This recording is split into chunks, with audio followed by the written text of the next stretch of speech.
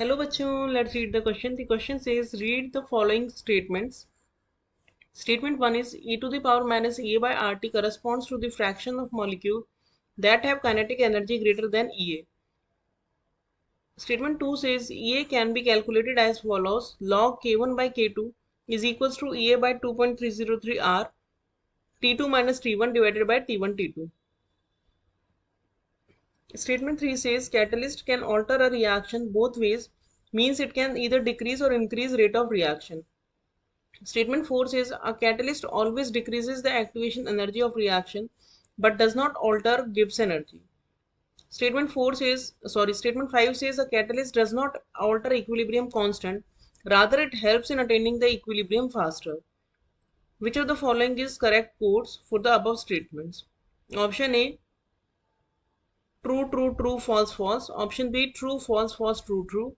Option C, true, false, false, true, false. Option D, false, true, false, true, true. First of all, let us check the key concept of the question. The key concept of this question is that Arrhenius equation gives a relation between temperature and rate constant and activation energy.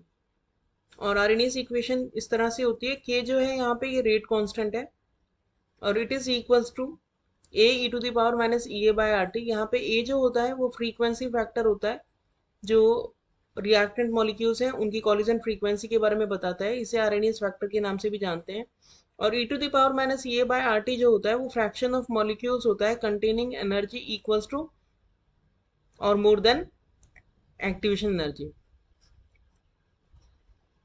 इसकी help से हम activation energy भी, अगर हम rate constant को अलग अलग दो टेम्परेचर्स पे कैलकुलेट करें तो we can calculate the activation energy using the Arrhenius equation.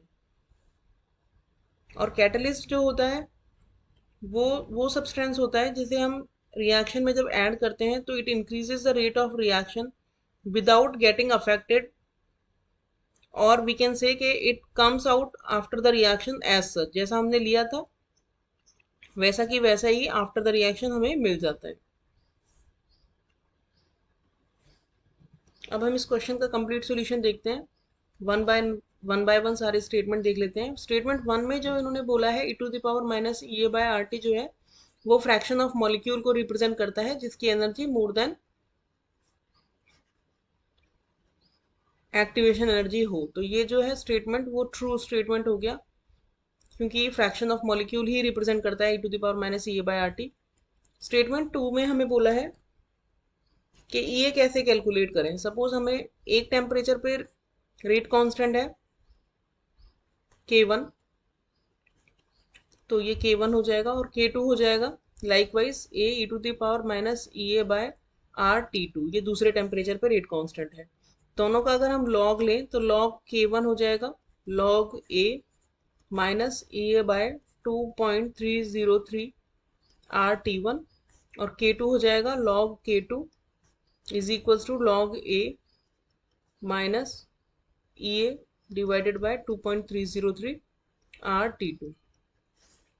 अब हम लॉग K2 माइनस K1 अगर करें तो K2 minus log K1 is equals to log A minus E A by 2.303 R T two minus log A और ये minus minus plus हो जाएगा plus E A by 2.303 R T one. Log A से log ए cancel हो जाएगा और इसको हम इस तरह से लिख सकते हैं लॉग K2 बाय K1, क्योंकि जब K2 बाय K1 को ओपन करेंगे तो वो माइनस में ही आएगा. Is equals to E A by 2.303 R को कॉमन ले लें अगर हम तो 1 bye T1 minus 1 bye T2 ये आ जाएगा. इसको हम इस तरह से भी लिख सकते हैं T1 T2 यहाँ पे कॉमन लेंगे और यहाँ आ जाएगा T2 माइनस T1. तो ये फाइनल फॉर्मूला हमारा हुआ. तो अगर हम इसको कंपेयर करें जो हमें स्टेटमेंट 2 में दिया है तो यहाँ पे K1 बाय K2 नहीं होना चाहिए था, यहाँ पे K2 बाय K1 होना चाहिए था. Rest of the formula is correct. तो अल्टीमेटली हमारा जो सेकेंड स्टेटमेंट है वो हो गया फॉल्स स्टेटमेंट. थर्ड जो स्टेटमेंट है वो फॉल्स है बिकॉज जो कैटलिस्ट होता है it increases the rate of reaction. Fourth statement है ये हमें पता चल गया कि catalyst increases the rate of reaction, लेकिन कैसे इंक्रीज करता है? सपोज ये हमारा, हम एक यहाँ पे एनर्जी प्रोफाइल डायग्राम बनाते हैं किसी रिएक्शन का। ये रिएक्टेंट है, ये प्रोडक्ट है, ये एक्टिवेटेड कॉम्प्लेक्स हो गया टॉप पे। यहाँ पे हम वाई एक्सिस पे ले रहे हैं एनर्जी, और एक्स पे ले रहे हैं हम रिएक्शन कोऑर्डिनेट।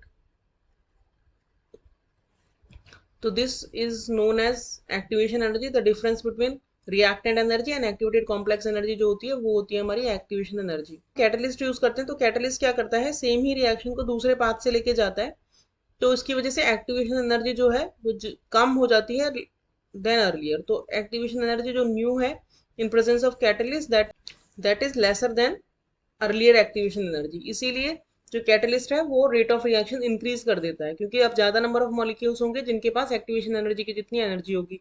तो कैटलिस्ट जो है वो एक्टिवेशन एनर्जी को लो करता है, but it does not alter the Gibbs free energy.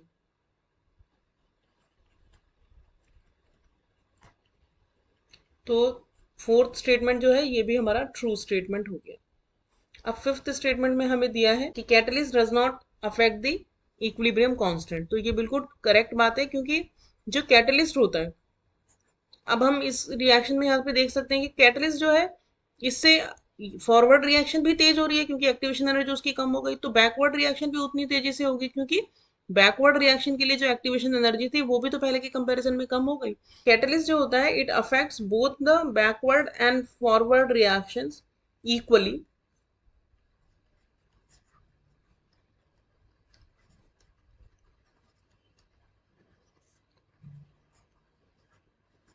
और जो इक्विलिब्रियम कांस्टेंट होता है उसका फॉर्मूला होता है rate constant of forward reaction by rate constant of backward reaction. तो क्योंकि कैटलिस्ट इन दोनों को ही इक्वली इफेक्ट कर रहा है, इसलिए it does not alters the equilibrium constant की वैल्यू। तो इक्विलिब्रियम कांस्टेंट की वैल्यू पे कोई इफेक्ट नहीं आएगा, क्योंकि it is affecting both the reactions equally and it is helping in attaining the equilibrium faster. तो ये हो गया ट्रू स्टेटमेंट। तो हमारे स्टेटमेंट्स जो हो गए वो हो गए true false false true true. तो true false false true true दिया है हमें ऑप्शन बी में, तो करेक्ट ऑप्शन हो गया option B. Hope you understood the solution well, thank you.